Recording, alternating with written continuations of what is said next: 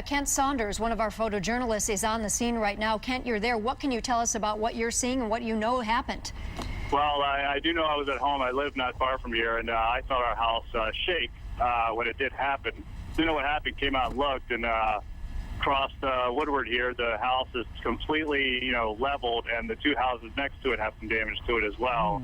And the houses around it, were, from what I could tell, have some windows blown out.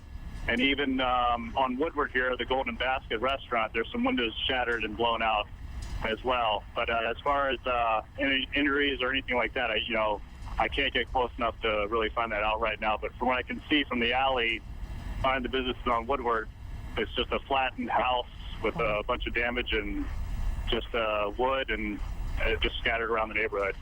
And Kent, we heard people say it sounded like a bomb. Is that how you felt? Exactly. We were in our house, and I lived, not far from here on the other side of Woodward, on the west side of Woodward, just north of Normandy, and we were sitting there, and we just felt the house shake. We went out looking and thought maybe a tree fell in the house or something like that. Couldn't find anything. We see all of our neighbors come out, and they didn't know what was going on, so then we started hearing the sirens. Yeah, and you can probably see the smoke, I assume, from where you are even now. Ken, tell me this. You say you live close by. Are you talking a quarter mile, half mile? How far away from this could you... Quarter to half mile. Okay. No more, yeah. So we felt it shake. We felt the shake and everything. It's too early to know, obviously, the cause of this.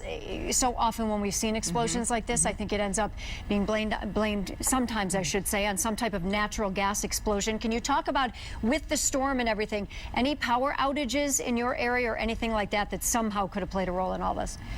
No, not that I know of, Joe. No power outages in the area that I know. Like all the restaurants were all, the businesses here, they all have power on. And what you do see, though, is from the scene where the house is, you see that plume of fire just shooting up, which, indicates the gas is burning, at least. So as far as the power outages, no, not in this area. And boy, Kent, when you can see the scene from our vantage point from Chopper 7, I mean, it's just terrible. This house is leveled. We can only hope at this point, while investigators are there, that no one was inside. I mean, any sign of EMS or any activity that could lead you to believe? They're all over there. They're all over there. Like I said, I'm not being too close. I'm on near Woodward, near the businesses here. So you can see it from the alleyway, from the businesses over a fence. And you can see the emergency crews all working in the rubble in there, and hopefully whoever was in there got out. Oh yeah, got out, or maybe there was no one home. Perhaps if this happened about the 5 o'clock hour, that maybe someone was still at work. Talk just briefly about the neighborhood there, Kent. A lot of families in that area. Oh yeah, it's very residential, and a lot of families, and what I can gather, and there's a lot of people coming out. Obviously, with something like this, there's a lot of people coming and looking and taking a look and seeing what happened. But of course, you can't get down the road. The police have it blocked off to let emergency crews get down there. So the only vantage point that I got to see was from behind over a fence, the alleyway behind the businesses on Woodward. And Ken, we're taking a look at firefighters going into what looks like a house next door. Maybe they're checking to make sure that everybody's okay. There are a lot of people out there on that scene right now, and you were talking with Joanne about the neighborhood. Do people know people on this block? I mean, is this a close area? I'm not very familiar with this block over here on the side. I live on the other side of Woodward, but, I'm sure they do just like our neighborhood. A lot of the neighbors know each other, and both the houses on each side of this house they appear to be heavily damaged.